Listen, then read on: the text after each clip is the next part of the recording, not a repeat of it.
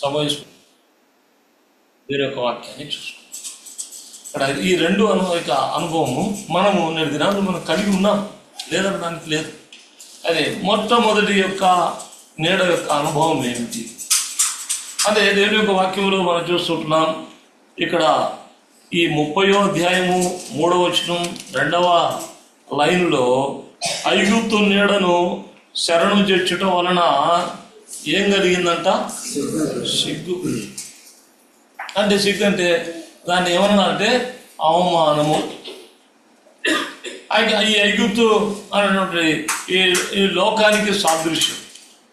ఈ ఐగుప్తును మరి శరణు తెచ్చడం వలన ఏం కలిగింది? ఫలితం అంటే అవమానం కలుగుతూ వచ్చింది. ఏమిటి అవమానం అనేది ఎలాగొస్తుందంట? సామెతల్లో ఒక మాట రాయబడింది. సామెతలు 14:24 34 ఒక మాట ఉంది. 14:34 ఉందంటే కింది భాగంలో పాపము ప్రజలకు అవమానం కలది. అంటే అవమానం అనేది ఎలాగొస్తుందంటే పాపాన్ని బట్టి అవమానం వస్తుంది. అంటే ఐగుప్తులో ఉండేదంతా కూడా పాపమే.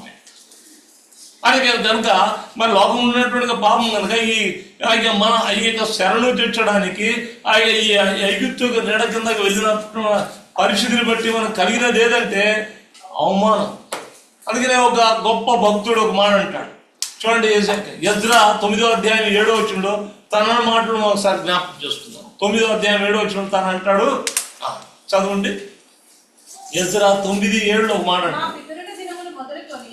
నేటి వరకు మేము మిక్కిలి అపరాధులము, మా దోషములను బట్టి మేమును మా రాజులను మా యాజకులను అన్య దేశముల రాజుల వశమునకును ఖడ్గమునకును చెరకును లోపునకును నేటి దినమున నున్నట్లు అప్పగింపబడుట చేత మిగుల సిగ్గునందిన వారమైంది. మిగులా సిగ్గు దేని బట్టి అంటే మా దోషం, మా పాపములను బట్టి మేము మా రాజులు ఐగత్రి ఇవన్నీ కూడా చెరబట్టబడ్డానికి అవమానానికి కారణం ఏంటంటే వాటి కారణము మూలం ఏంటంటే దోషం అని చెప్పి. అందుకని మన జీవితాల్లో దోషాన్ని బట్టి మన తిరిగి మన పాపాన్ని బట్టి మనము అవమాన భరితులముగా ఈ లోకంలో తిరిగి జీవిస్తూ వచ్చాం. అందుకే దేవుని యొక్క వాక్యంలో ఒక మాట మనం చూడాలి దయచేసి. అసలు ఈ ఐగుప్తు అనేటువంటిది మనం కొంత చూద్దాం. ఐగుప్తు అనేది ఎలాంటిదంట చూడండి. మరి ఇర్మియాలో ఒక మాట ఉంది. ఇర్మియాలో 46వ అధ్యాయము 20వ వచనంలో ఒక మాట ఉంది. ఇర్మియా 46:20లో ఒక మాట ఉంది. ఈ ఐగుప్తు అనేది ఎలాంటిదంట? ఐగుప్తు అందమైన, ఎందుకు ఎలా రాయిస్తూ వచ్చాడంటే ఐగుప్తు ఎలాంటిదంటే మోసయుక్తమైనది. అది చూడటానికి ఎలా అంటే పెయ్య ఎలా ఉంటుందంటే తెల్లగా చూస్తే మరి పెయ్య దూడ అది చూసిన వెంటనే చెంగు ఎగురుతుంటే చూడబుద్ధి అవుతుంది. అలాగే మన కంటితో చూడాలని అనిపిస్తుంది అనమాట. అలాగే ఈ ఐగుప్తు అనేది మాయాబజార్ ఎలాంటిదంటే ఇది ఒక విధంగా ఆకర్షణీయమైనది, మోసగించేది. అలాగే మన జీవితాల్లో ఈ ఐగుప్తు అనేది మనం ఏం చేసిందంటే మోసగించి మనల్ని లోపరుచుకుంటూ వచ్చింది. అందుకే దేవుని యొక్క వాక్యంలో మనం తెలుసు అవ్వ ఎలా ఉందని, అది ఆ పండు చూపునకు ఎలా ఉందంట? రమ్యం. అంటే అందమైనది, రమ్యమైనదిగా ఎంతో సుందరంగా ఉందంట. చూడాలి చూసి ఇంకా అది తినాలి. అది అలాగా ఈ ఐగుప్తు ఉన్నటువంటిది ఎలాంటిదంటే అది ఆకర్షించి మనల్ని ఈ ఐగుప్తు నీడ కిందకి వెళ్ళడానికి కారణం ఏంటంటే ఆకర్షితులమై మోసగించబడి ఐగుప్తు యొక్క నీడ కిందకి వెళ్ళిపోయారు. అది దేవుని యొక్క వాక్యంలో మాట చూడాలి. ఈ ఐగుప్తును పరిపాలించే రాజు ఎవరుంట చూడండి. మరి న్యాయాధిపతులు 9వ అధ్యాయంలో అక్కడ చెట్లు కొన్ని వస్తాయి.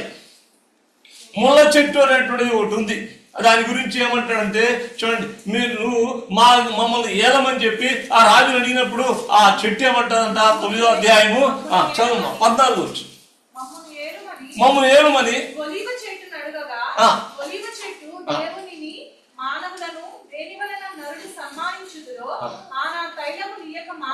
చెట్ల మీద రాజునై ఉండి 15వ వచనంలో తిరిగి వాళ్ళు ఎక్కడికి పోతారు? చెట్లు అని అంటే మానవుడు అది ఎక్కడికి పోతారంట? ముళ్ళ చెట్టు దగ్గర. ముళ్ళ పోదా నేను నిజముగా దాసులుగా నియమించుకున్న గోర్ల ఎడల రండి రండి నా నీడను ఆశ్రయించుడి లేదా అగ్ని నాలో నుండి బయలుదేరి. అది ఎలా ఉంది ఆ మాట వైఖరి, ఆ సాతాను యొక్క మాట యొక్క వైఖరి ఎలా ఉందంటే కొద్దిగా హార్డ్గా కనబడుతుంది. రండి నా నీడను ఆశ్రయించుడి, లేదంటే వెంటనే తీర్పు. అది దేవుని ప్రభువైన యేసుక్రీస్తు వారు చెప్పినటువంటి మాట మనకు తెలుసు. మత్తయి రాసిన సువార్త 11:28 ఆయన ప్రయాసపడి భారం మోసుకున్న సమస్తమైన వాళ్ళారా నా ఎదుకు రండి. ఆయన మాట ఎంత ప్రేమతో కలిగినటువంటి మాట.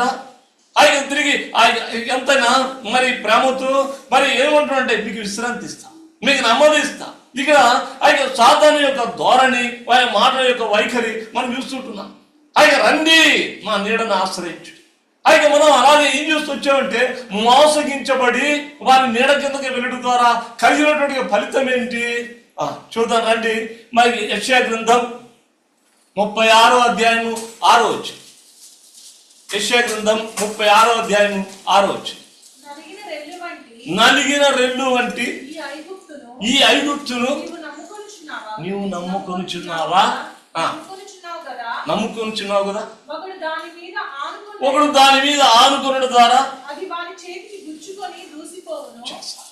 ఇది ఏం చూపిస్తుందంటే ఐగుప్తు ఎలాంటిది అన్నటువంటి దీన్ని మనం మోసగించబడి అటు పోయి మనం ఏం చేసామంటే ఆనుకొనుట అన్నటువంటిది. దానికి అర్థం ఏంటంటే మన బాగా కరెక్ట్ చూడములో ఒక వాక్యం ఏదంటే యెషయా గ్రంథం 26:3 చూస్తే ఎవని మనసు నీ మీద ఆనుకును ఎలా అనగా అది కానీ ఆయన విశ్వాసం ఉంచడం. ఆనుకోవడం అనేది ఏదంటే విశ్వాసం ఉంచడం. అక్కడ ఆయన నలిగిన రెల్లు లాంటి ఆయన ఈ ఐగుప్తును ఆయన రెల్లుతో గుచ్చుకునేదిగా ఉంది, బాధ కలిగించేదిగా ఉంది. చూసారా? ఆయన అలాగా ఆ రెల్లును ఆనుకోవడం ద్వారా నమ్ముకోవడం ద్వారా కలిగినటువంటి ఫలితం ఏదంట నొప్పి, వేదన, బాధ. ఆయన తిరిగి బాధను కలిగినట్లుగా దేవుని యొక్క వాక్యంలో మనం చూస్తుంటున్నాం.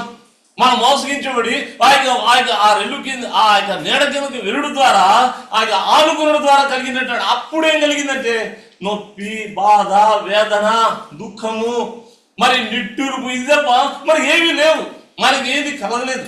అది దాన్ని ఆనుకోవడం ద్వారా నమ్ముకోవడం ద్వారా ఆశ్రయించడం ద్వారా శరణు తెచ్చడం ద్వారా కలిగినటువంటి ఫలితం. అందుకే దేవుని యొక్క వాక్యంలో విలాప వాక్యంలో 4:21 ఒక మాట ఉంది. విలాప వాక్యంలో 4:21 ఒక మాట ఉంది. అది చదవండి.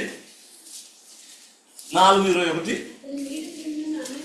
అతని నీడ కిందను అన్యజనుల మధ్యను బ్రతికెదమని మేమనుకున్నవాడు పట్టబడు. మన అందరం కూడా ఏం చేయబడి అంటే ఆయన తిరిగి వారి నీడ కిందకి వెలుడు ద్వారా పట్టబడుతూ వచ్చాం. అది ఎలా పట్టబడుతూ వచ్చామంటే ప్రసంగిలో ఒక మాట రాడు. ప్రసంగి 9:12 అంటాడు. 9:12 ఒక మాట ఉంది. ప్రసంగి 9:12 ఒక మాట. తమ కాలం ఎప్పుడు వచ్చిన నరులు ఎరుగురు,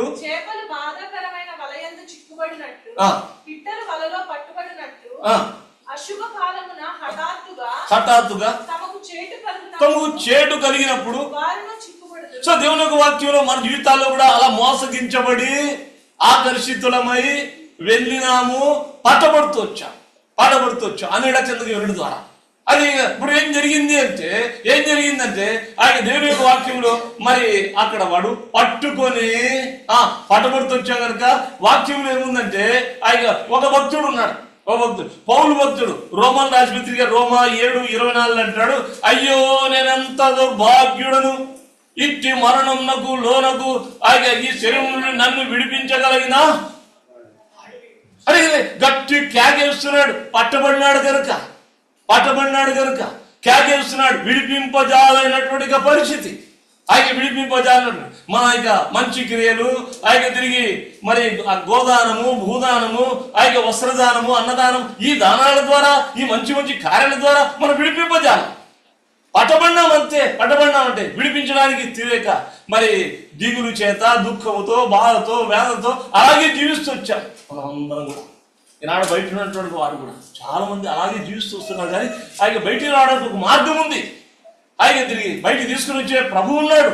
అది వాళ్ళు ఎరక్క, మన జీవితాల్లో కూడా ఎరక్క ఏం చేస్తూ వచ్చామంటే పట్టబడి ఆయన తిరిగి మరి ఆనుకుంటూ వచ్చాం, మరి అది అనుభవిస్తూ వచ్చాం, ఎంత త్యాగం చేసినా దీని నుంచి విడిపింపజాలైనటువంటి పరిస్థితి.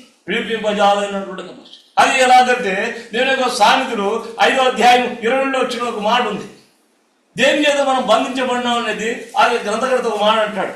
5:22 అంటాడు, దుష్టుని దోషములు చిక్కుల పెట్టును, వాడు తన పాప పాశముల వలన బంధించబడి.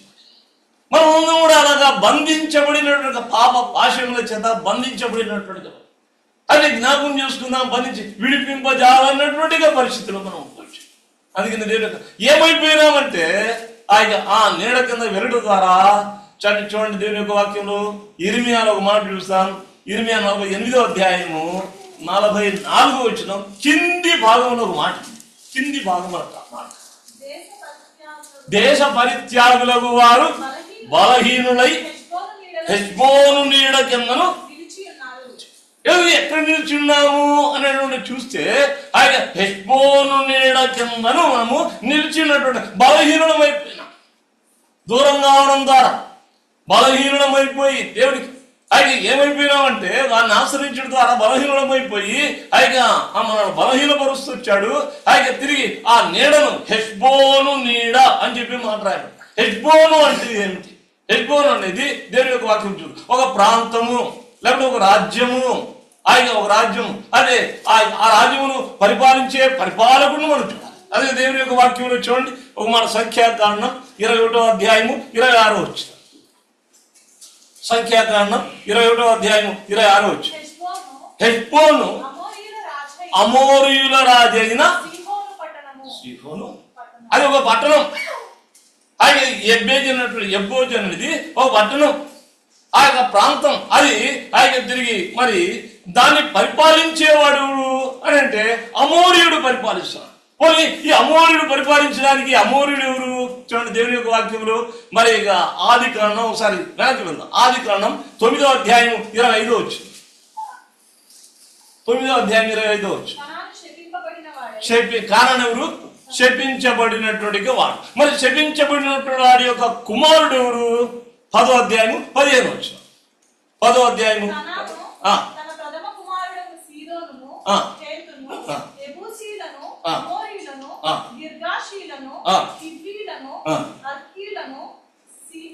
అక్కడ ఉన్నారు కదా, వాళ్ళంతా కూడా ఎవరు సంతానం? కనాను. ఎవరు?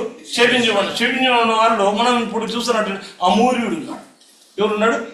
అమోరు. ఈ అమోరీయుడు ఎవరంటే శపించబడినట్టుగా మనిషి.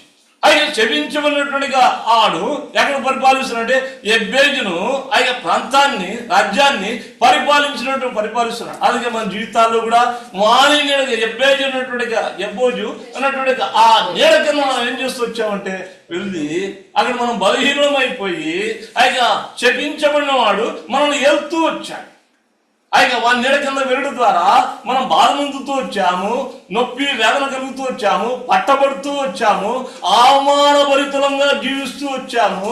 ఆయన తిరిగి పర్యవస్థానం చూసినట్లయితే దయచేసి చూడండి, ఎహెజ్కేలు గ్రంథం 31వ అధ్యాయము 17వ వచనం. ఎహెజ్కేలు గ్రంథం 31వ అధ్యాయము 17వ వచనం. అన్యజనుల మధ్య అతని నీడను నివసించి అతనికి సహాయులకు వారు అతనితో పాటు పాతాళమునకు. అతను అంటే ఇప్పుడు ఎవరిని మనం మరి భావించాలా? సాతాను. ఆయన ఈ సాతానుకు ఆయన నీడ కిందకి వెళ్ళి అతనికి మనం సహాయం చేస్తూ వచ్చాం. వాడు ఏం చేయమంటే మనం అది ఆయన చేస్తూ వచ్చాం, వాడు ఏం పలకమంటే మనం అది పలుకుతూ వచ్చాం. తిరిగి పర్యవస్థానం ఏమిటంటే వాడి నీడ కింద వెళ్ళడం ద్వారా ఆయన తిరిగి పర్యవస్థానం ఏంటంటే వాడు ఎక్కడికి వెళ్తాడు? ఆయన పాతాళానికి పోతూ ఆయన మనల్ని కూడా పాతాళానికి తీసుకుపోయినటువంటి పరిస్థితి. అలాగే దేవుని యొక్క వాక్యంలో చూస్తే మరి చివరి కాస్త లోకంలో ఉన్నప్పుడు ఏమో దుఃఖము, వేదన, పట్టుబడుట, విడిపింపజాలినటువంటి పరిస్థితి, దిగులు, చింత, వేదన, అది ఇంతకన్నా మనకి లేదు. అది తిరిగి ఇక నెమ్మది లేదు, విశ్రాంతి లేదు. అది దేవుని యొక్క వాక్యంలో మనం గమనించినట్లయితే మరి చివరిగా వాడు ఎక్కడ తీసుకోబోతూ వస్తున్నాడంటే పాతాళానికి తీసుకోబోతున్నటువంటి కదా. తిరిగి పాతాళం యొక్క మనం ఒట్టిగా మనం పాతాళం అనేటువంటి మాట మాట్లాడేస్తాం, కానీ పాతాళము యొక్క పరిస్థితిని ఓ మాట దేవుని యొక్క వాక్యంలో చూద్దాం. హబక్కూ గ్రంథం దయచేసి 2వ అధ్యాయం 5వ వచనం. హబక్కూ గ్రంథం 2వ అధ్యాయం 5వ వచనం.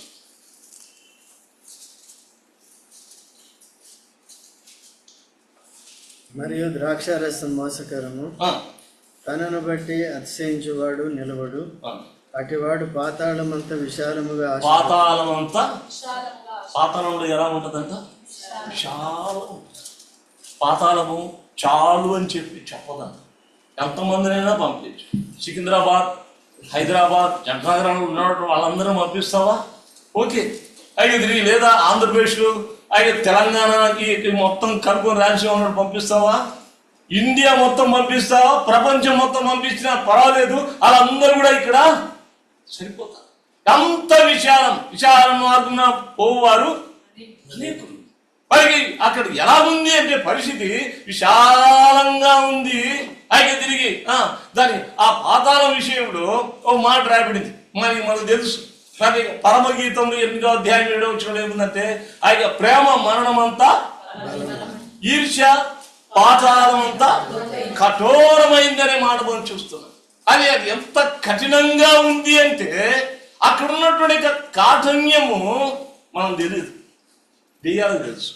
అందుకనే ప్రభువు యేసుక్రీస్తు వారికి అవి ఆయన రిక్వెస్ట్ చేసుకుంటున్నాయి, ఆయన తిరిగి అడుక్కుంటున్నాయి, గోజాడుకుంటున్నాయి. ఎందుకంటే వారికి అక్కడ ఉన్నటువంటి భయంకరమైనటువంటి పరిస్థితి తెలుసు. లూకా రాసిన సువార్త 8వ అధ్యాయము 31వ వచనం మనం చూసినట్లయితే అక్కడ దెయ్యాలు కూడా ఆ విషయం ప్రభుతో ఒక మొరబెట్టుకుంటాయి.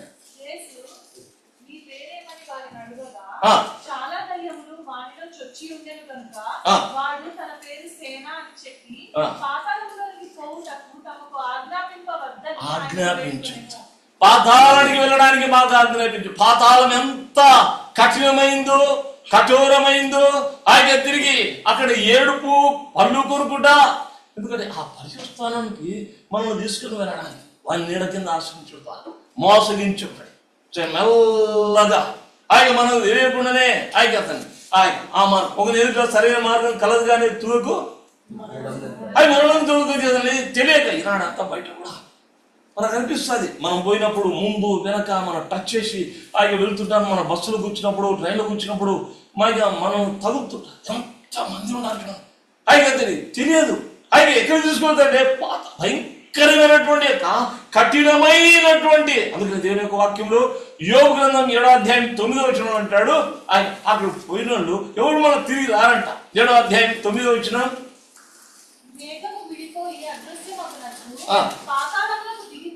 పాతాళమునకు దిగిపోయిన వారు ఎప్పటికీ కూడా పైకి అయిపోయింది. చనిపోయిన తర్వాత ప్రాణ యేసుక్రీస్తుని అంగీకరించకుండా ఆయన తిరిగి అలాగే ఈ ఐగుప్తు నీడ కింద మనం కానీ ఉంటే అయితే మన పరిస్థితి ఇంకా అయితే ఎంత భయంకరమైనటువంటి పరిస్థితి అంటే అందుకనే మనము ఎప్పుడు కూడా మనము దేవుని స్తుతించవచ్చు, దేవుని ఆరాధించవచ్చు. అయినా ఎంత భయంకరమైనటువంటి పాతాళం అంటే చూడండి, యోబు గ్రంథంలో ఓ మాట అంటాడు 10వ అధ్యాయం 20 వచ్చి 10వ అధ్యాయం 20 వచ్చి, నా దినములు కొంచెమే కదా, తిరిగి వెలుపలికి రాజాలిని దేశం, అంధకారము మరణాంధకారం కలిగిన దేశం, కడిగ చీకటి గాఢాంధకారము దేశము, భ్రమ పుట్టించు దేశం. చూసారా, భ్రమ పుట్టించు దేశం. ఇంకా వెలుగే చీకటి కాగల దేశం. వెలుగు ఉంది, సూర్యుడు ఉన్నాడు. సూర్యుడిని తీసుకొని చూడండి అంత పవర్ఫుల్. ఆ పవర్ఫుల్ కలిగినటువంటి సూర్యుడు చూడలేమే. ఆయన ఎగ్జాంపుల్ గా చెప్తాను. అది ఆ సూర్యుని ఇలా పట్టుకొని ఇలాగా పాతాళాలను తీసుకుపోతే ఆయన వెలుగు ఏమైపోతుంది? ఆలోచన చేయింది. ఆ పాతాళం ఎంత భయంకరమైనటువంటి పరిస్థితి, చీకటి అటువంటి వేదన కలిగినటువంటి కఠోరమైనటువంటి. కనుక దేవుని యొక్క వాక్యం అటువంటి వశములో ఉన్నటువంటి నిన్ను నన్ను అది జ్ఞాపకం చేసుకుందాం. ప్రభువైన యేసుక్రీస్తు వారు నిన్ను నన్ను జ్ఞాపకం చేసుకుంటూ వచ్చారు. అయితే దీనంతటి కారణం ఏంటంటే మూలం పాపం. ఈ పాపం నుండి మనం విడిపింపాలి. అయిగా అందుకనే దేవుని యొక్క వాక్యములో ఒక మాట రాయబడింది. హోషేయ గ్రంథంలో ఒక మాట ఉంది. దయచేసి చూడండి. హోషేయ గ్రంథం 13వ అధ్యాయము 14వ వచనం. 13వ అధ్యాయం 14వ వచనం. ఆయనను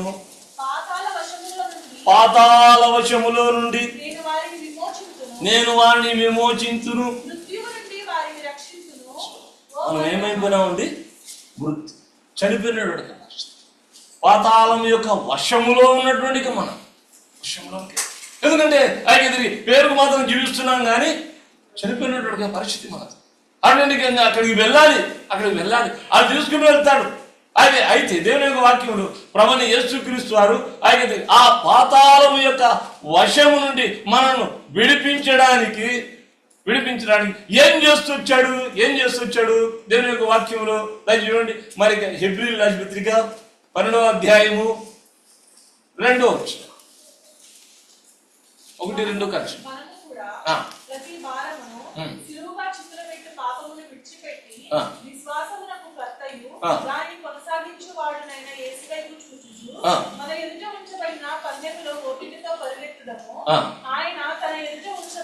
తన ఎదుట ఉంచబడిన ఆనందం కొరకై అవమానమును ఎందుకు శిలువను సహిస్తాడు అని దేవుని యొక్క వాక్యం. ఏమిటి అవమానం అంటే ఐగుప్తు అవమానం. అది ఎక్కడుంది? హోషేయ గ్రంథం, యెహోషువ గ్రంథం 5వ అధ్యాయము 9వ వచనంలో కనపడుతుంది. యెహోషువ గ్రంథం 5వ అధ్యాయము 9వ వచనం.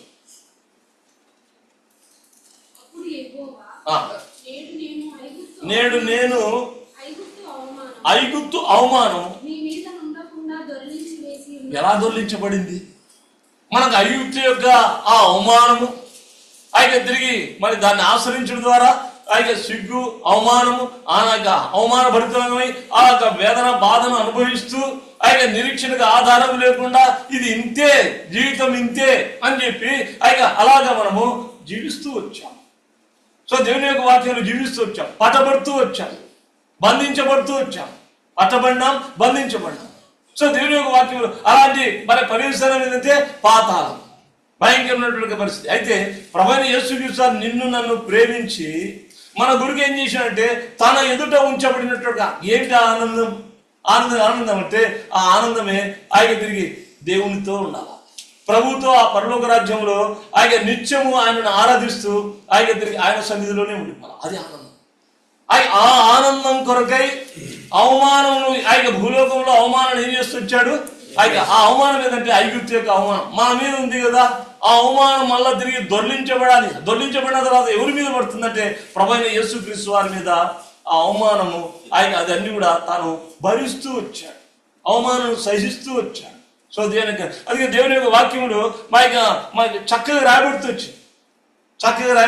ఆ అవమానం అంతా కూడా తన మీద వేసుకొని ఆ బాధను, ఆ వేదనను ఆయన తిరిగి తన శరీరం మీద తాను బరువైనటువంటి శరీరం మీద తాను మోస్తూ వచ్చాడు.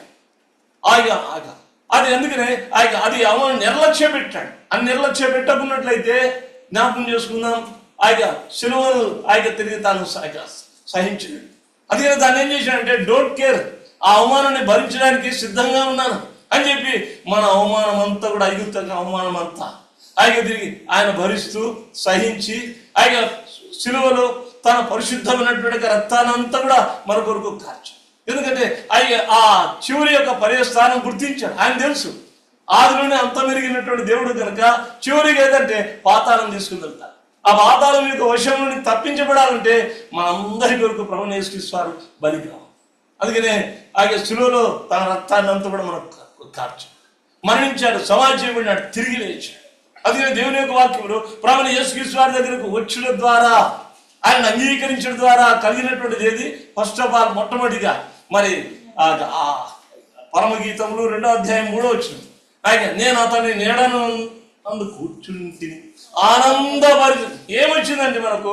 ప్రభువైన యేసుక్రీస్తు వారి నీడ కింద వచ్చడం ద్వారా ఆనందభరితలం అవుతూ వచ్చాం.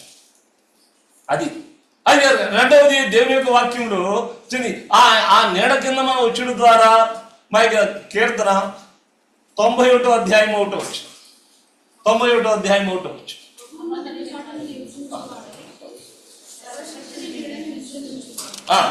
మహోన్నతుని నీడను చాటున నివసించువాడే సర్వశక్తి. ఆయన నీడ కింద ఏంటంటే ఆశ్రయం ఇస్తూ వచ్చాడు.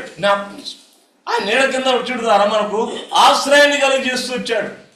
ఆయన తిరిగి ఆయన నీడ కిందను ఆయన ఆనుకొనుట ద్వారా ఆయన తిరిగి జ్ఞాపకం చేసుకుందాం, మనకు పూర్ణ శాంతిని ఇస్తూ వచ్చాడు. ఆయన ఆనందం వచ్చింది, పూర్ణ శాంతిని దేవుడు ఇస్తూ వచ్చాడు, ఆశ్రయాన్ని కలిగజేస్తూ వచ్చాడు. తిరిగి ఆయన యెషయా గ్రంథం 49వ అధ్యాయం 2వ వచనంలో ఆ నీడను ఆశ్రయించడం ద్వారా కలిగినటువంటి లాభం ఏంటి? 49వ అధ్యాయం 2వ వచనం.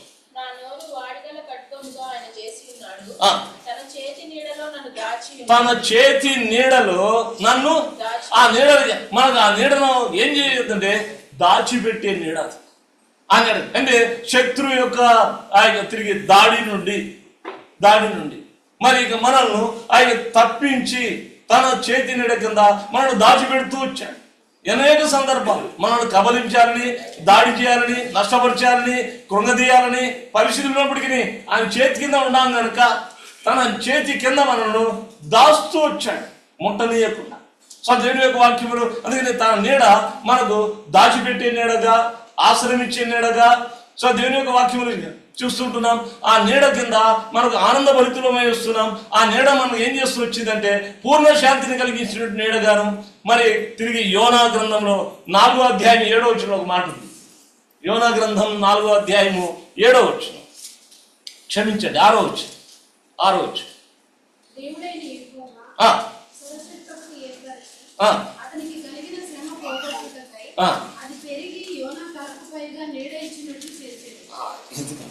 ఎందుకంటే ఆ సొర చెట్టు యొక్క నీడనిచ్చాడు, తనకు కలిగిన శ్రమ అంతటిని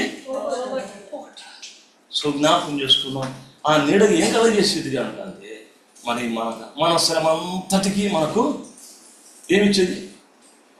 శ్రమ అంతట్లో పోగొట్టే నీడగా ఉంది.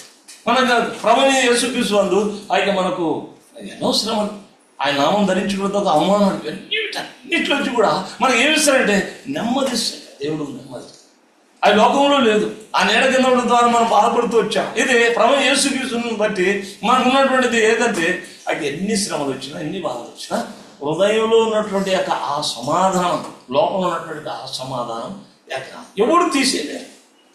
ఎవరు తీసేది అటువంటి నెమ్మది ఆ యొక్క సమాధానం ఏంటంటే ఆ యొక్క శ్రమలు వచ్చినప్పుడు కూడా దాచిపెట్టేవాడు కాదు. మనం అలాంటి ఆ యొక్క దాచిపెట్టే శ్రమగా ప్రభువైన యేసుక్రీస్తు వారు ఉంటూ వచ్చారు. అసలు జ్ఞాపకం చేసుకుందాం. కనుక మన జీవితంలో ఆ దినాల్లో మనం చివరిది ఏంటంటే మరి ఒక మాట చూసుకుని ఆరాధనలోకి వెళ్తాం. ద్వితీయోపదేశకాండం 33వ అధ్యాయము 3వ వచనం. ద్వితీయోపదేశకాండం 33వ అధ్యాయం 3వ వచనం. ఆయన జనములను ప్రేమించును, ఆయన పరిశుద్ధులందరూ నీ వశమునందురు. ఆయన వారంతా ఏం చేస్తారంట? పాదముల యొద్ద.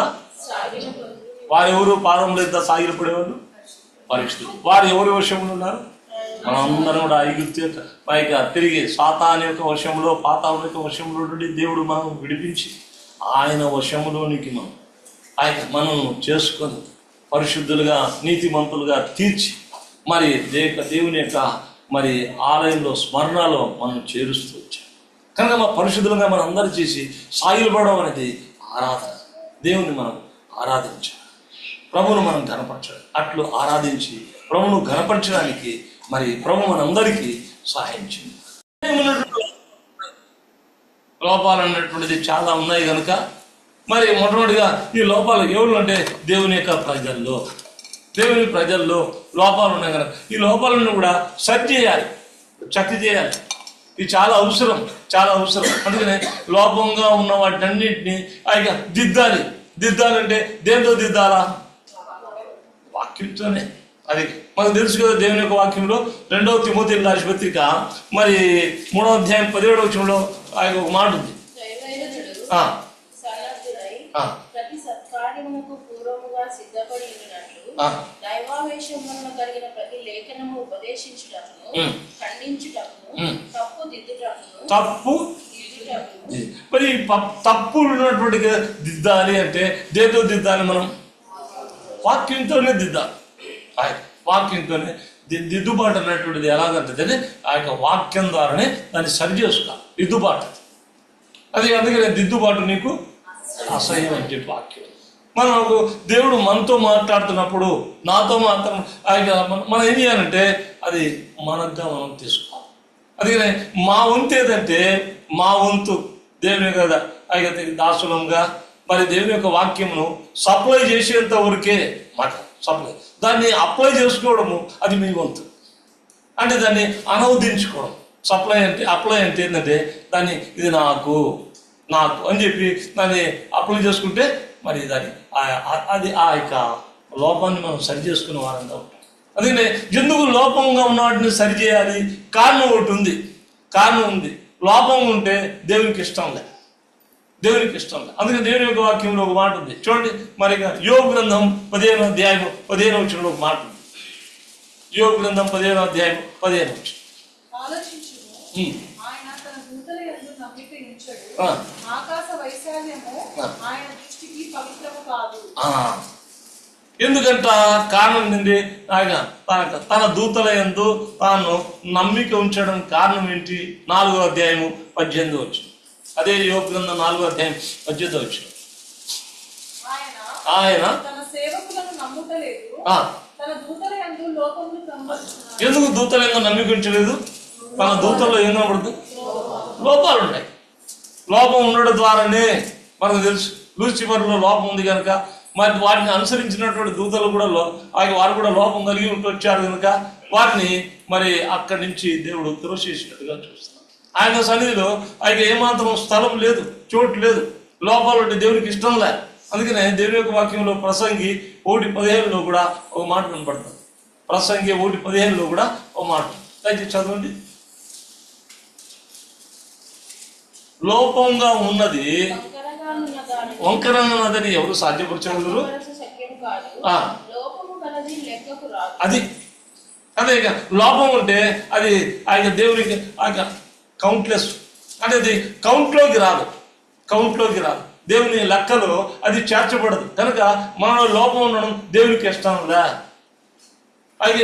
అందుకనే దేవుని యొక్క వాక్యంలో కూడా ఆనాడు ఏదైనా సమర్పించుకునే విషయంలో కూడా ఓ మాట ఎత్తొచ్చాడు. ఇది కూడా ఉంది. ద్వితీయోపదేశం కారణం 15వ అధ్యాయం 21వ వచనంలో 15వ అధ్యాయం 21వ వచనం. దానిలో లోపం అనగా, లోపం అంటే చెప్తున్నాడు, అనగా కుంటితనం కానీ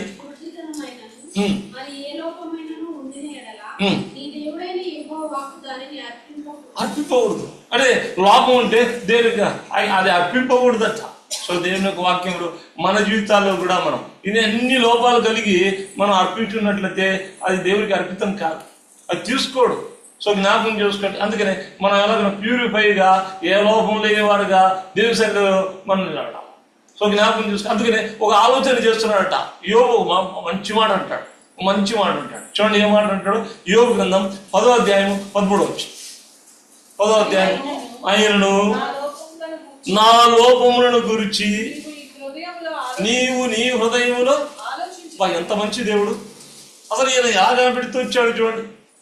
దేవా, నాలో ఉన్నటువంటి లోపాల గురించి నువ్వు ఏం కలిగినావు నీ హృదయంలో? అయ్యో, ఆ లోపం ఎలా తీసేయాలా? ఆ లోపాన్ని తీసేయడానికి ఏం చేయాలా? ఏ సాధనాలు కలిగించాలా? ఎలాగైతే ఆ లోపం పోతుంది అని నువ్వు ఆలోచన కలిగి ఉండవు. ప్రతి ఒక్కరి వారి విషయమే, ఇక్కడ కూర్చున్నటువంటి మనందరి లోపాల విషయమే దేవుడు ఒక ఆలోచన కలిగి ఉన్నాడు, తీసేయాలి. అది ఆలోచన తీసి ప్యూరిఫైగా చక్కగా లోపం లేని వారంగా దేవుని సన్నిధిలో నిలబెట్టాలని మనము దేవుడు మనం కోరుతూ వస్తున్నాడు. అందుకని మన జీవితాల్లో ఏ లోపం కలిగి ఉన్నాం? ముఖ్యమైనటువంటి ఒక లోపం ఉంది. దయచేసి ఒక లోపాలు చూసుకుందాం. సమయస్ఫూర్తిని బట్టి సమయాన్ని, ఎందుకంటే చెప్తాను, కరెక్ట్ టైంని ముగిచేస్తాను. దయచేసి చూడండి. తెస్సలోనికైయులకు రాసిన పత్రిక 1వ తెస్సలోనికైయులకు రాసిన పత్రిక 3వ అధ్యాయము 9వ వచనం. 3వ అధ్యాయము 9. విశ్వాస మర్మమును పవిత్రమైన మనస్సాక్షితో గైకొను వారై ఉండవలెను. 1వ తెస్సలోనికీయులకు పత్రిక 3వ అధ్యాయం 9వ వచనం. మేము మీ ముఖము చూచినప్పుడు మీ విశ్వాసము, ముఖం చూసినప్పుడు ఏం చూస్తున్నారంట? విశ్వాసములో ఉన్న.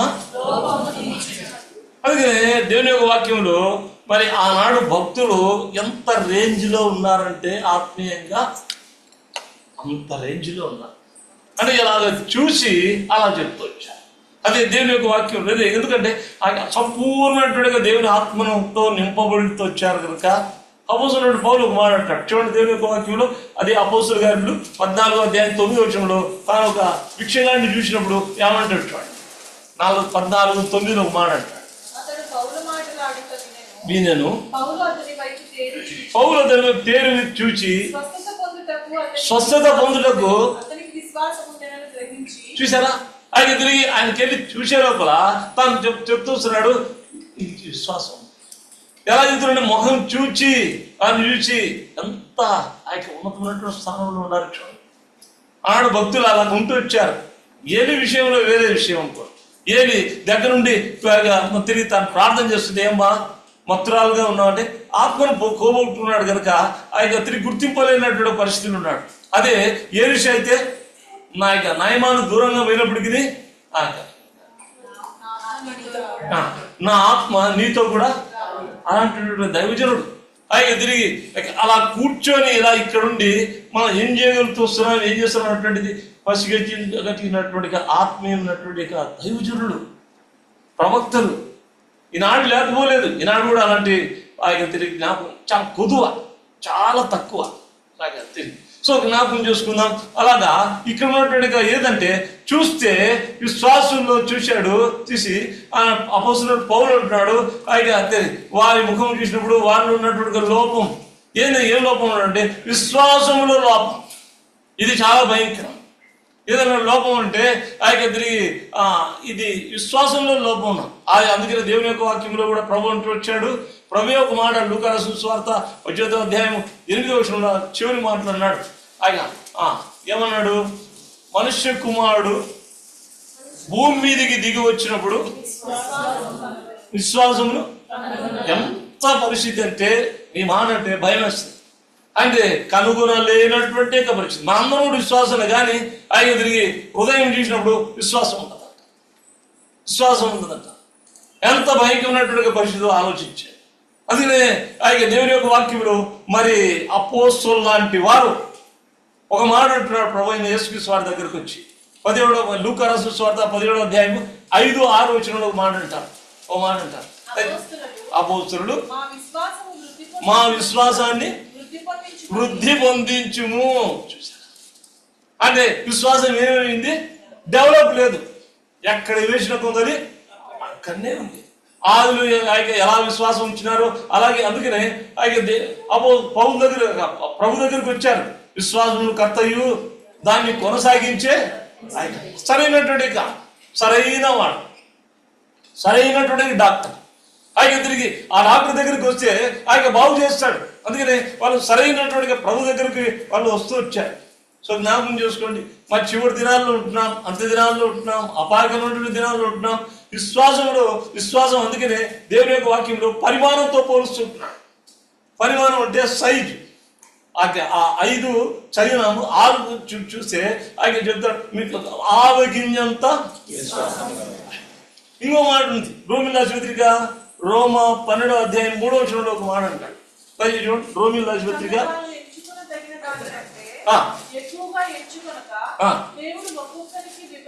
ఒక్కొక్కరికి విభజించి ఇచ్చిన మనకు కూడా దేవుడు ఇచ్చే ఆ కృపావరాలు, తిరిగి ఆ యొక్క తలాంతులు వేరు, కృపావరాలు వేరు. అయితే సో తలాంతులు బయట వాడేది, కృపావరాలు లోపల వాడేది సొంత క్షేమం కొరకు. సో తలాంతులు అనేటువంటిది ఎలాంటిదంటే అది వ్యాపారం చేయాలని చెప్తూ వచ్చారు. వ్యాపారం లోపల చేయరు, బయట చేస్తాం. సరే, ఈ విషయం పక్కన పెడతాం. దేవుని యొక్క వాక్యంలో ఇది మనం జ్ఞాపకం చేసుకుందాం. మరి ఏదంటే మన విశ్వాస పరిమాణాన్ని బట్టే దేవుడు ఆ సైజుని బట్టే మనకు కృపావరాలు ఇస్తాడు. ఆ వరాలు మనం వినియోగించాలి. అందుకనే చివరి దినాల్లో ఏమైందంటే ఆ విశ్వాసాన్ని కోల్పోయే పరిస్థితి. అందుకనే దేవుని యొక్క వాక్యంలో మరి శిష్యులకు దేవుడు మాటి మాటికి వాళ్ళు కనబడుతూ ఓ మాట అంటున్నాడు. దయచేసి చూడండి దేవుని యొక్క వాక్యంలో మరి ఏంటంటే తిండి విషయంలో ఎక్కడైతే కొరత అయితే మత్తయి రాసిన సువార్త 6వ అధ్యాయము మనం తీసినట్టు మాట్లేదు. 6వ అధ్యాయం 30వ వచనంలో ఒక మాట అంటాడు. 6వ అధ్యాయం మత్తయి 30వ వచనం. రేపు పొయ్యిలో వేయబడు అడవి గడ్డిని దేవుడు ఇలాగ అలంకరించిన అల్ప విశ్వాసులారా, ఆహార విషయంలో చెప్తున్నాడు అల్ప విశ్వాసులారా. తిరిగి ఏమంటాడు ప్రాణాపాయ స్థితిలో కూడా అంటాడు. దయచేసి చదవండి. అదే మత్తయి రాసిన సువార్త 14:31లో పేతురుతో మాట అన్నాడు. 14:37లో పేతురుతో అంటున్నాడు. వెంటనే యేసు అల్ప విశ్వాసి ఎందుకు సందేహపడుతుంది. సో మన చివరి దినాల్లో ఉంటున్నాం. తిరిగి అందుకనే వాళ్ళతో ప్రతిసారి వారిని తిరిగి ఆహార విషయంలో కానీ ప్రాణాపాయ స్థితిలో కానీ దేవులు వెళ్ళగొట్టలేనటువంటి పరిస్థితులు ఉన్నప్పుడు కూడా ప్రభు వారిని గద్దిస్తూనే వచ్చాడు. అల్ప విశ్వాసులారా, అల్ప విశ్వాసులారా, మీరు విశ్వాసం అల్పంగానే ఉంది, స్వల్పంగానే ఉంది. తిరిగి మన కనుక మన విశ్వాసం ఏం కావాలంటే అది మారి ఏం కావాలండి గొప్ప విశ్వాసంగా మారాలి. కానీ అంటారు కదా బంగాళాఖాతంలో వాయుగుణం ఏమంటారు మారి అల్పపీడనం ఏర్పడి అది పెను తుఫానుగా మారుతుంది. అలాగా మన విశ్వాసం ఏం కావాలి అలా ఉండాలి. కానీ రాను ఎలా ఉందంటే మన విశ్వాసము అల్ప విశ్వాసంగా మారి ఈ అల్ప విశ్వాసంలోనే అలాగే కొనసాగుతుంటే కొన్నాళ్ళకి ఏమైపోతాం తిరిగి అవిశ్వాసములుగా మారిపోయినటువంటి పరిస్థితి డేంజరస్. అందుకని దేవుని యొక్క వాక్యంలో ఇలాంటి పరిస్థితుల్లో తిరిగి ప్రభు ఎందుకు ఇదంటే విశ్వాసం ఎందుకంటే కొరత ఉంది, వ్యాధి ఉంది. అందుకనే ఇదే తీతు రాశి పత్రిక 14వ వచనంలో ఒక మాట అంటాడు. 14వ వచనంలో దయచేసి చూడండి. 13, 14 కలిసి ఉన్నాయి.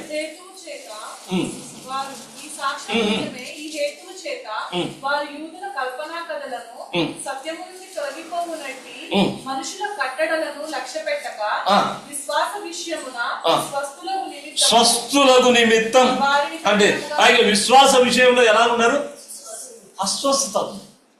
స్వస్థులగునట్లు అంటే విశ్వాసములో అనారోగ్యం చోటు చేసుకుంటాం కదా. డేంజర్. విశ్వాసం బట్టే కదా మనము పరలోక రాజ్యంలో ప్రవేశించేది. ఆ విశ్వాసంలోనే తిరిగి కొంత అనారోగ్యం చోటు చేసుకుంటే, లోపం చోటు చేసుకుంటే ఎంత భయంకరమైనటువంటి పరిస్థితి. అందుకనే దేవుడు ముందుగానే చెప్తూ వస్తున్నాడు. దయచేసి ఇర్మియా 3వ అధ్యాయం 22వ వచనంలో అంటాడు మాట. ఇర్మియా 3:22లో ఏమంటాడు? పిల్లలారా, భ్రష్టులైనటువంటి పిల్లలారా తిరిగి రండి, మీ అవిశ్వాసాన్ని నేనేం చేస్తా, నేను బాగు చేస్తా మీ అవిశ్వాసాన్ని. అందుకే దేవుని యొక్క వాక్యంలో పిల్లలారా అంటే ఏం సంబోధించినట్టు నా పిల్లలారా. తిరిగి ఏదంటే మీ అవిశ్వాసంలోనికి మార్చబడుతూ వస్తున్నారు. ఇది భయంకరమైనటువంటి పరిస్థితి. నేను బాగు చేస్తా. నా దగ్గర విశ్వాసం కర్తయు, దాన్ని కొనసాగించేవాడిని నేను కనుక నా దగ్గరకు వస్తే దాన్ని నేను సరి చేస్తా. సో దేవుని యొక్క ప్రభు దగ్గరకు వస్తాం. ఎందుకంటే చివరి దినాల్లో ఉన్నాం, అంత్య దినాల్లో ఉన్నాం. మరి కనుక విశ్వాసాన్ని పోగొట్టుకోకూడదు, జ్ఞాపకం చేసుకుని పౌలు అలాగా మంచి పోరాడి తిని నా పరువు కడముట్టించింది. విశ్వాసాన్ని అది కాపాడుకోవాలి. సో జ్ఞాపకం చేసుకొని కాపాడుకోవాలి. అది మనం కాపాడుకున్నట్లయితే చాలా నష్టపోయే వారంగా ఉంటాం, తిరిగి చాలా కోల్పోయే వారంగా ఉంటాం. సో ఇది దేవుడు ఇచ్చినటువంటి సందేశం. సో జ్ఞాపకం చివరి దినాల్లో ఉన్నాం. అందుకనే దేవుని యొక్క వాక్యంలో ఒక మాట ఉంది. దయచేసి చదవండి. 1వ తిమోతి రాసిన పత్రిక 1వ అధ్యాయం 19వ వచనంలో విశ్వాసం గురించి ఒక మాట ఉంది. అట్టి మనస్సాక్షి గలవారై కొందరు త్రోసివేసి విశ్వాస విషయమై ఓడబద్దలైపోయిన వారి వలె. ఎంత భయంకరమైనటువంటి పరిస్థితి. దేన్ని చూపిస్తున్నాడు? విశ్వాసాన్ని తీసుకొని ఓడను చూపిస్తున్నాడు. ఓడ బద్దలైపోతే ఏం ప్రవేశిస్తుంది? నీరు. ఆ నీరు లోకం ప్రవేశిస్తుంది. చాలా మందిలో లోకం అనేటువంటిది తెలియకనే అయితే లోకము మెల్లగా ప్రవేశించేది కాదు, ముంచివేయడానికి. అందుకని ఏబేలు గ్రంథంలో 4 పురుగులు ఉన్నాయి కదా, ఆ 4 పురుగుల్లో ఆ 4వ వచనంలో మొట్టమొదటిగా పురుగేది గొంగలి పురుగు. గొంగలి పురుగు తిరిగిన దాన్ని ఎందుకంటే గొంగలి పురుగుని ఎందుకు చూపించారంటే, గొంగలి పురుగు ఎప్పుడు కాలు మీద తిరిగి ఎక్కువ మెల్లగా పాకుతుందో మనకు తెలియదు. మెల్లగా వచ్చి షర్ట్ మీద ఇక్కడ వరకు వచ్చే వరకు మనకు అర్థమే కాదు. సో జ్ఞాపకం చేసుకో, అది మెల్లగా అలాగా అది లోకానికి సాదృశ్యం. గొంగలి పురుగు లోకానికి, నలుపు ఆయనకి పాపాన్ని చూపిస్తుంది, మెల్లగా ప్రవేశిస్తుంది మన జీవితంలో. మనకు తెలియకుండానే అది గుంచేసేది. జాగ్రత్త, మన విశ్వాసం ఓడ బద్దలైపోతుందేమో. సో అది మనం సరి చేసుకుందాం, చక్కి చేసుకుందాం. అయితే ప్రభు దగ్గరికి వస్తాం. ప్రభా అయితే ఆనాడు నమ్మినట్లుగా, తొలిట దినాల్లో నేను నమ్మినట్లుగా ఆ నమ్మకం నాకు లేదు. ఏదైనా వచ్చినట్లయితే అయితే అబ్రహాము వలె విశ్వాసంలో ఏమైపోయినాడంట, విశ్వాస విషయంలో బలహీనుడు కాక. ఎక్కడ ఉంది రోమిల ఆసుపత్రికి 4వ అధ్యాయం 19వ వచనం. అక్కడ విశ్వాస విషయంలో ఆయన బలహీనుడు కాక విశ్వాసం బట్టి ఏమైనంట బలం పొందుతూ వచ్చాడు. మనం బలహీనం కాక అయితే తిరిగి ఈ లోపం కలిగిన వారంగా ఉండకూడదు, వ్యాధి కలిగినటువంటి వారంగా ఉండకూడదు. కనుక ఇది ఆ దినాల్లో ఇజ్రాయెల్ ప్రజలు ఎలా ఉన్నారంట, ఒక మాట చూడండి. యూదా పత్రిక 5వ వచనం. యూదా పత్రిక 5వ వచనం ఒక మాట. 5వ వచనం.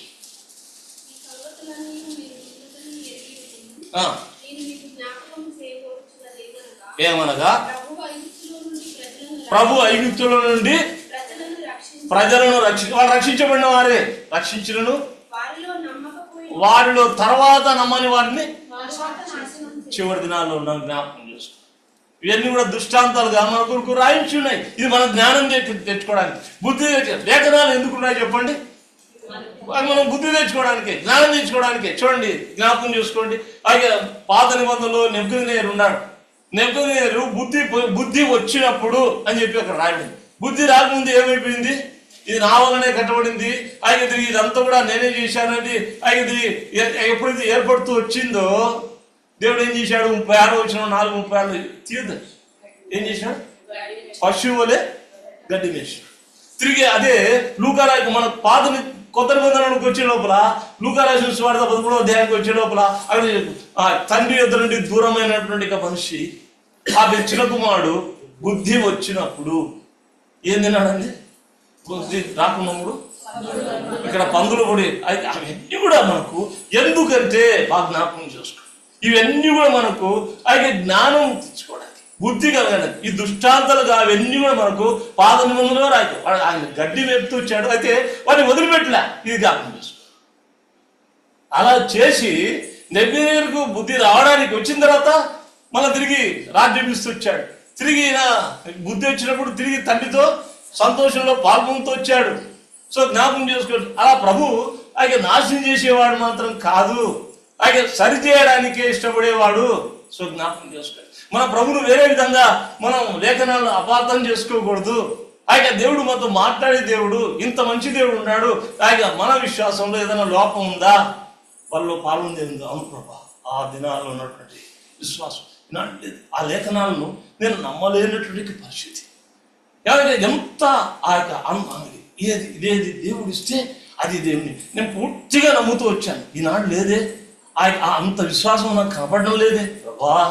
ఆయన మరి నాకు అటువంటి విశ్వాసం అవుతుంది. ఆయన నుండి గొప్ప విశ్వాసము, పరిపూర్ణటువంటి విశ్వాసము, అయితే నీవు ఆశించదగినటువంటి విశ్వాసం కలిగి ఉండాలని నేను ఆశిస్తున్నాను. ప్రభా, ఈ విషయంలో నువ్వు బాగు చేసేవాడు నువ్వే. ఇది లోపం ఉంది, నాలో లోపం ఉంది, నేను నమ్మలేనటువంటి పరిస్థితి. కొన్ని అవి చేస్తాడో లేదో, అయిగా మరి తిరిగి పట్టుకుంటాడో లేదో, లేవదేస్తాడో లేదో. అయిగా అందుకనే మనము దేవుని దగ్గర, ప్రభు దగ్గర వచ్చి, ప్రభువా నా విశ్వాసంలో లోపం ఉన్నాను, నన్ను క్షమించు, సరిచేయి. ఆయన పరిపూర్ణటువంటి విశ్వాసిగా ఆనాడు అపోస్తలుడు పౌలు ఆయన అపోస్తలుడు అడిగినట్టుగా మా విశ్వాసాన్ని వృద్ధి పొందించాడు అని చెప్పి ప్రభు దగ్గర అడిగితే ప్రభు చేస్తాడు. ఖచ్చితంగా నమ్మదగిన దేవుడు.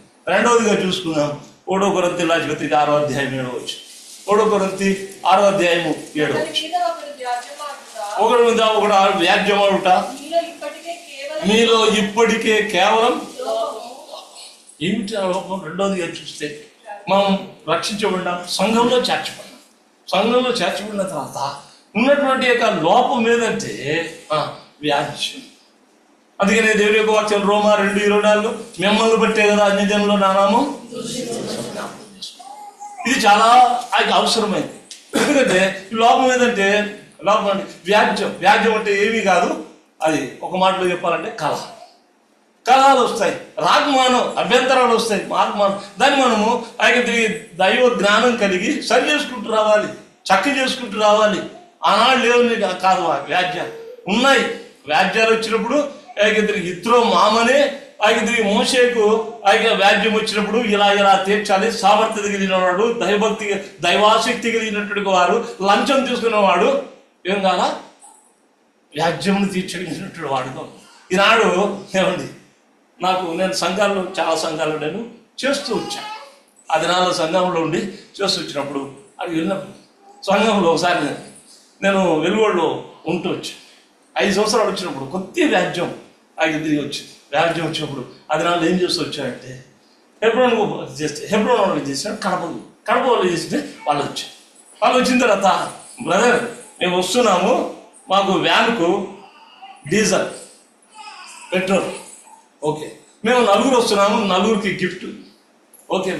4తో పాటు తిరిగి కనీసం కుడిక తీసుకోవాలి కదా. తిరిగి కనుక ఆ కుడికి తప్పలా కొట్టేవాళ్ళు వాళ్ళిద్దరు వస్తున్నారు. వారికి తిరిగి ఈ పెద్ద ఆయనకు కొంత చికెన్ తినడు కానీ మటన్ తింటాడు. తిరిగి ఇంకో బ్రదర్ నేను చెప్పాలంటే నేను చేపలు తింటాను, ఫ్రై తింటాను. వాస్తవంగా 2 చెప్తున్నా అండి. అది చెప్తే నేను చెప్పండి, వచ్చిన తర్వాత తీసింది ఏం లేదు. వచ్చారు పోయినాడు అంతే, తిని ఇటు తీసుకొని వెళ్ళిపోయినా. సమస్య తీరలా. ఆ దినాల్లో ఉన్నటువంటి జ్ఞాపకం చేసుకుని వ్యాజ్యం వస్తే అందుకనే రాబడింది. 7వ వచనం ఒక మాట, అదే 1 కొరింథీయుల పత్రిక 6వ అధ్యాయం 7వ వచనం.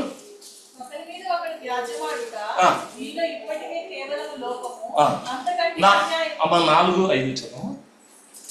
కాబట్టి సమయం రాకమునుకు అనగా ప్రభువు వచ్చే వరకు దేనిని గూర్చి తీర్పు తీర్చకుడి. ఆయన అంధకారమంతని రహస్యములను వెలుగులోనికి తెచ్చి 1 కొరింథీ 6వ అధ్యాయం 5వ వచనం.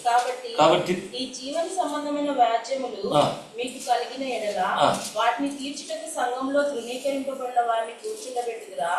మీకు సిగ్గు రావాలని చెప్పుచున్నాను.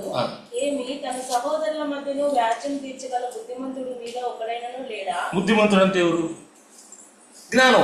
జ్ఞానవంతుడు ఒక్కడైనను. ఉదాహరణగా ఆ దినాల్లో కూడా వ్యాజ్యం వచ్చాయి.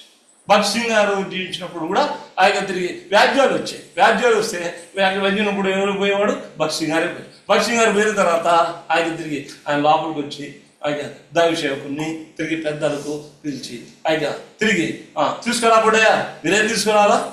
బయటకు తీసుకురండి, బయటకు తీసుకురండి, పెద్దలను మీరు బయటకు తీసుకురండి, కూర్చోండి. ఏమిటి వ్యాజ్యం?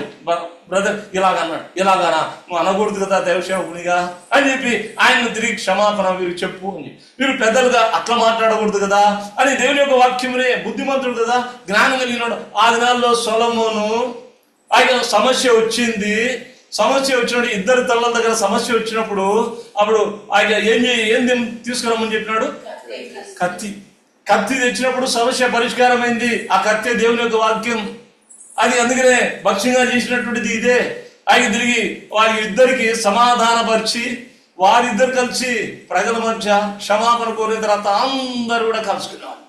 తిరిగి ప్రైజ్ ది లార్డ్ బ్రదర్ అని చెప్పి ఆయన వెళ్ళిపోయాడు. ఇది ఎలాగున్నది చూడండి, ఎంత చక్కగా పరిష్కారం జరుగుతూ వచ్చింది దేవుని యొక్క. అందుకనే వ్యాజ్యం ఇప్పటికే చాలా లోపం. లోపం కనుక దీన్ని సరి చేసుకోవాలంటే ఒకటే ఒక మార్గం. ఏదది? దేవుని యొక్క వాక్యం. దేవుని యొక్క వాక్యం తిరిగి పెట్టుకొని ఏందయ్యా నీలో ఏంది ఇవి ఉన్నాయి కదా, ఇవన్నీ సరి చేసుకొని ఎంత చక్కగా అయిపోతుంది. సో జ్ఞాపకం చేసుకుని జరగట్లే అయినప్పటికీ మనం పట్టుకు మనము వ్యాజ్యాలు వచ్చినప్పుడు, కలహం వచ్చినప్పుడు మనం దాన్ని ఎక్కువ చేసుకోకుండా దాన్ని వ్యాజ్యాలు ఏం చేయాలంటే జ్ఞానవంతులంగా ఉండి దాన్ని పరిష్కారం చేసుకుంటాం. సో జ్ఞాపకం చేసుకోండి, అప్పుడు క్షేమం కలుగుతుంది, క్షేమం కలుగుతుంది. అందుకే దేవుని యొక్క వాక్యంలో 3వది, దయచేసి రండి త్వరగా. 3వది 1 కొరింథీయుల పత్రిక 1వ అధ్యాయం 7వ వచనం. 1వ అధ్యాయం.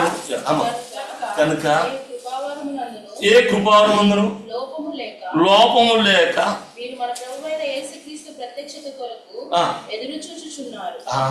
ఏ కృపావరమందు అంటే కృపావరం అంటే వరాలు. కృపావరం దేవుని యొక్క వాక్యంలో ఒక మాట 1 కొరింథీ 12వ అధ్యాయము 6వ వచనంలో ఒక మాట. 6వ వచనం, నానా విధములైన కార్యములు కలవు గాని అందరిలోనూ అన్నిటినీ జరిగించు దేవుడు ఒక్కడే. 12:4 ఒక కృపావరములు నానా విధములుగా. సో జ్ఞాపకం చేసుకోండి, కృపావరాలు ఎలా ఉన్నాయట? నానా విధాలుగా ఉన్నాయంట. జ్ఞాపకం చేసుకోండి, సమయం లేదు. అయితే తిరిగి బోధించుట అనేది ఒక కృపావరం.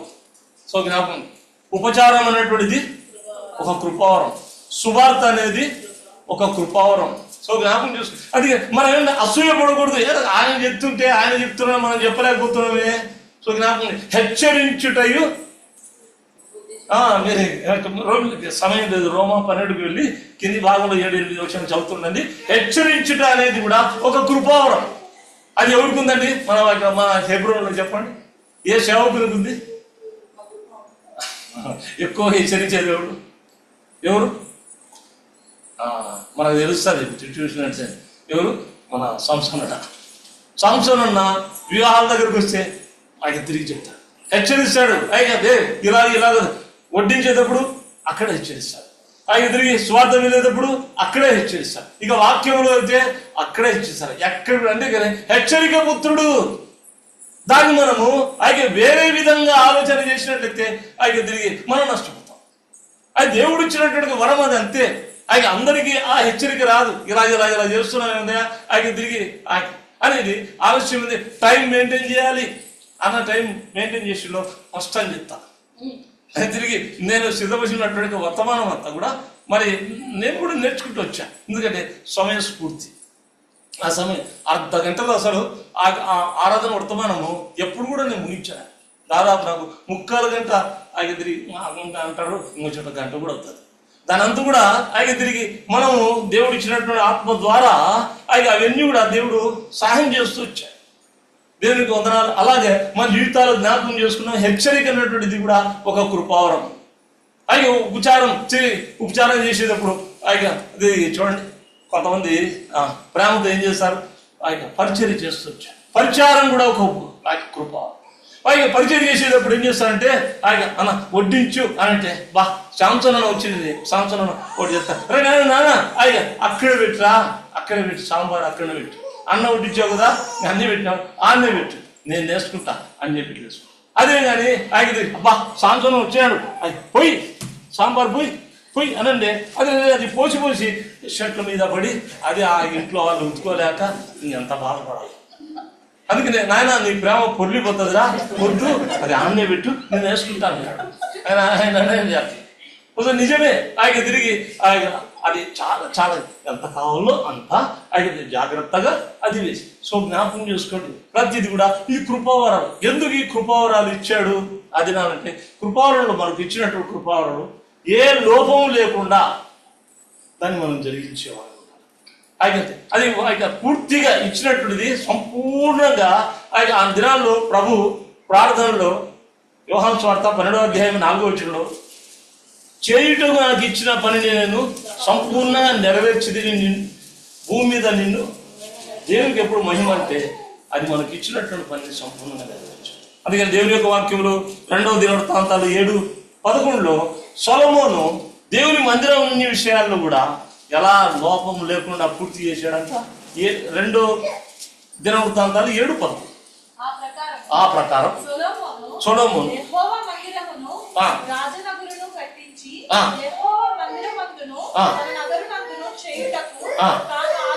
తాను ఆలోచించినది అంతయు ఏ లోపము లేకుండా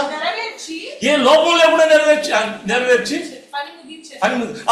ఆ పరిచర్యని ఎలా ముగించాడంటే లోపం లేకుండా పరిచర్య చేసి వచ్చాడు. 2వ దినవృత్తాంతాలు 35వ అధ్యాయం 16 వచ్చిన ఒక మాట. 35వ అధ్యాయం 16 2వ దినవృత్తాంతం.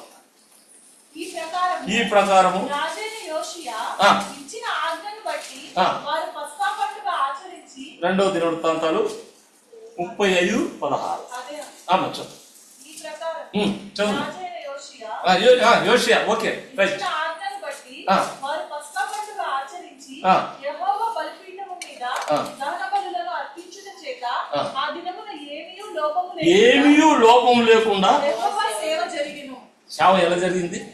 సేవ అంటే దేవుని యొక్క పరిచర్య, దేవుని యొక్క పని లోపం లేకుండా జరుగుతూ వచ్చింది అన్నాడు. అందుకని దేవుడు అంతగా మహిమ పొందుతూ వచ్చారు, ప్రజలంతగా క్షేమం పొందుతూ వచ్చారు. ఇది నా చూసి మన జీవితాల్లో అది కనుక అందుకనే ఈ వరాన్ని ఏం చేయాలంటే, ఈ కృపవరాన్ని ఏం చేయాలంటే, అందుకే 1 తిమోతి 4:14 మాట అంటాడు. దయచేసి దేవుని యొక్క వాక్యం 1 తిమోతి 4:14 మాట అంటాడు. ఏమంటాడు? పెద్ద లక్షణ చేయగా ప్రవచన మూలంగా మీలోనున్న వరమును అయితే అలక్ష్యం చేయకూడదు అంటున్నా. అలక్ష్యం అంటే నిర్లక్ష్యం. అయితే నిర్లక్ష్యం చేయకూడదు ఇచ్చినటువంటి పరిచయం. అది ఆ కృపావరాన్ని అది ఏంటంటే లోపం అలక్ష్యం చేస్తున్నావు అంటే లోపం ఉన్నట్టు లెక్క. అదే దేవుడు ఎందుకు నీకు పాటలు వాడుకుంటున్నాడు, సువార్తల్లో వాడుకుంటున్నాడు, ఆయన తిరిగి దేవుని యొక్క వాక్య విషయంలో నిన్ను వాడుకుంటున్నాడు. ఎందుకు? ఇది రాయబడింది వాక్య విషయం. నిన్ను కూర్చియు నీ బాధను కూర్చియు, నిన్ను కూర్చియు అంటే ఇది జ్ఞాపకం చేసుకుని క్రియ, నీ బాధను కూర్చియు ఇది చీరి. ఈ రెండు కూడా ఉండాలా, సమతుల్యంగా ఉండాలా. అయితే చెప్పేది అయితే ఏది చెప్తున్నావో అది చేయాలి, అది జరిగించాలి. ఏది జరిగిస్తున్నావో అదే దేవుని యొక్క ఇంటికి వెళ్ళి మార్క్స్ వార్త 5వ అధ్యాయం 30వ వచనం ఇంటికి వెళ్ళి చదవండి. అపోస్తలులు యేసు దగ్గరకు వచ్చి చేసిన ఆయన మేము బోధించినవన్నీ చేసినవన్నీ ఆయనకు తెలియజేసి. అయితే మన పరిచర్య ఎలా ఉండాలంటే, మన యొక్క లేకుంటే కృప వరాలు ఎలా ఉండాలంటే అది సంపూర్ణంగా వాడబడిన తర్వాత వాడితే ఎందుకు వాడాలా బాగా జ్ఞాపకం చేసుకోండి. ఈ కృపావరాలు లోపల ఎందుకు వాడాలంటే, కృపావరాలు ఎప్పుడైతే మనము ఇచ్చిన వరాలను ఉపయోగిస్తామో, విట్లేట్ చేస్తామో, వినియోగిస్తామో అప్పుడు సంఘం ఏమవుతుంది? క్షేమాభివృద్ధి పొందేదిగా ఉంటుంది, అభివృద్ధి పొందుతుంది. ఆయన అపోస్తలుల కార్యాలు 9:37 ప్రకారం ఆ దినాల్లో ఆయన సంఘము నానాటికి ఏ విధంగా కట్టబడుతూ క్షేమాభివృద్ధి పొంది కనుక ఆ దినాల్లో ఒక్కొక్కరు ఒక లైట్ గా చూపిస్తారు. సో ఎపఫ్రా యొక్క పరిచర్య ఎలా ఉందో చూడండి. దయచేసి చూడండి, త్వరగా చదువు. కొలస్సీయుల రాసిన పత్రిక 1వ అధ్యాయం 7-8. ఎపఫ్రా యొక్క పరిచర్య. ఎపఫ్రా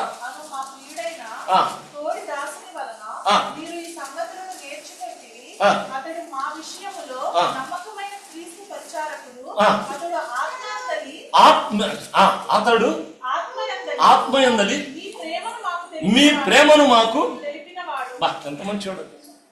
ఆత్మయందలి మీ ప్రేమను ఆ తర్వాత అది పరిచర్య. ఫిలిప్పీయుల రాసిన పత్రిక 2వ అధ్యాయం 20 వచ్చింది. ఫిలిప్పీయుల రాసిన పత్రిక 2వ అధ్యాయం 20 వచ్చింది. మీ ప్రేమ విషయమై క్షేమ విషయమై నిజంగా చింతించువాడు ఎవరైనా తిమోతి. అయితే ఏమనంటే పరిశుద్ధుల విషయమై ఆయన విశ్వాసాల విషయమై ఎంత చింత కలిగినాడంటే, ఎంత భారం అంటే వారి భారము ఆయన భారంగా స్వీకరిస్తూ వచ్చాడు. అంత భారం, అంత చింతించేవాడు ఎవరు లేదంట. ఎంత చింత కలిగినట్టు వాడు. అదే ఆనాడు ఎందుకంటే క్షేమాభివృద్ధి ఆ పరిచర్య ఎందుకంటే క్షేమం పొందడానికి ఎపఫ్రా లాంటి పరిచారకులు అవసరం, తిమోతి లాంటి పరిచారకులు అవసరం. సో దేవుని యొక్క వాక్యంలో ఇంకో మాట తూకీకు ఎలా ఉన్నాడు చూడండి. ఎఫెసీయుల రాసిన పత్రిక 6వ అధ్యాయము 22వ వచనం.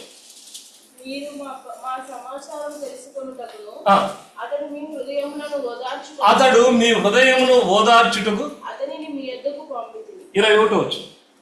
వీరును నా క్షేమ సమాచారం అంతయు తెలుసుకొనుటకు ప్రియ సహోదరుడును ప్రభువునందు నమ్మకమైన పరిచారకుడునైనా తుకీకు నా సంగతులని మీకు తెలియజేయను. ఈ తుకీకి ఎలా ఉన్నాడంట?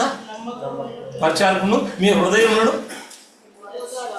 హృదయాన్ని ఓదార్చేవాడు. బా ఎంత మంచి మాట అండి. హృదయాన్ని మనం గాయపరిచే వారంగా ఉంటాం, నష్టపరిచే వారంగా ఉంటాం, దెబ్బతీసే వారంగా ఉంటాం. అయితే తిరిగి తను హృదయాన్ని ఎలా చేస్తున్నాడంటే హృదయాన్ని ఓదార్చేవాడుగా ఉన్నాడు. ఓదార్చి తన పరిచర్య అలా ఉందండి. తూకీకు పరిచర్య హృదయాలు బాధిక. తిరిగి దేవుని యొక్క వాక్యం చూడండి. తీతు యొక్క మనకు తెలిసే 2వ తిమోతి 2వ కొరింథీ 7:6 వచనం ఉంది. ఇది మనకు తెలుసు. తీతు యొక్క రాక వలన మేమెంతో అయినను ఆ, తీరులను ఆదరించు దేవుడు ఆ. తీతు రాక వలన మమ్మల్ని ఆదరించెను. ఆనాడు పౌలు పంపిస్తుంటే ఆయన తీతు వెళ్తే ఏమవుతుందంట, అంతా ఆదరించబడతారంట. ఆయన తిరిగి అలాగా ఒక్కొక్కరు ఎలా ఉన్నారు, చాకుమారి ఉన్నారు. వారి యొక్క పరిచర్య ఒక్కొక్కరిని చూస్తుంటే ఆయన అలా ఉన్నాయి కనుకనే ఆనాడు సంఘాలు ఆయన తిరిగి విస్తరిస్తబడుతూ వచ్చాయి. సంఘాలు అలాగా ఆయన క్షేమాభివృద్ధి పొందుతూ వచ్చాయి. ఈనాడు కూడా జరుగుతుంది. అదేంటంటే జరగదని కాదు, మనం అలాంటి ఆయన కృపావరాలు ఇచ్చినప్పుడు దాన్ని మనం వీరి వలె మనం జ్ఞాపకం చేసుకో. నీకున్న కృపావరం వేరు ఉంటుంది, వేరే వారికి ఇచ్చినట్టు కృపావరం వేరు ఉంటుంది. తిరిగి అది నేను దాన్ని వినియోగిస్తా, దాన్ని వాడతానంటే అది కాదు, జ్ఞాపకం చేసుకో. అందుకని వాక్యంలో ఇంకొక ఆమె ఉంది చూడండి, 16 రోమా 16:1 ఒక సహోదరి కనబడుతుంది. 16:1-2 కేంద్రేయలో ఉన్న సంఘ పరిచారకురాలకు ఫీబే అను మన సహోదరిని పరిశుద్ధులకు తగినట్లుగా ప్రభువును చేర్చుకొని ఆమెకు మీ వల్ల కావలసినది ఏదైనా ఉన్న ఎడల సహాయం చేయవలనని ఆమెను గురించి మీకు సిఫారసు చేయొచ్చు. నేను మీకు ఉత్తరం రాస్తాను, సిఫారసు. ఎందుకు ఆమె ఎలాంటిదంట, సంఘానికి నాకును సహాయురాలై ఉండేది. ఆమె అనేకులకు ఏం చేశాడండి, పరిచారకురాలండి. అనేకులకు ఆయన తిరిగి ఆర్థికంగాను ఆయన అన్ని విషయాల్లో కూడా మరి వస్తు రూపంగాను ఏదో మరి తెలియదు, ఈ చేతికి ఇచ్చి తెలియకుండా పరిచయం చేస్తుంది. సో నాకు అదంతా కూడా పరిశుద్ధులకు తెలిసింది, పౌలు కూడా తెలిసింది. ఆమె ఎంతో నాకును అనేకులకు కూడా చేసింది. అందుకనే సహాయకురాలు ఎంత ఆయనకి ఇచ్చినటువంటి మరి పరిచారం, ఆయన ఆ పరిచర్య చూడండి ఎలా ఉందో, ఎంత కూడా ఈ పరిచర్య ఆ దినాల్లో అలా జరుగుతూ వచ్చింది. సో జ్ఞాపకం చేసుకోండి, మనకిచ్చినది ఆయన తిరిగి లిమిట్ ప్రకారం మనం కూడా దాన్ని నెరవేర్చేవాళ్ళం. దానిలో లోపం ఉంటే మనం తిరిగి దాన్ని మనం సరి చేసుకోవాలి.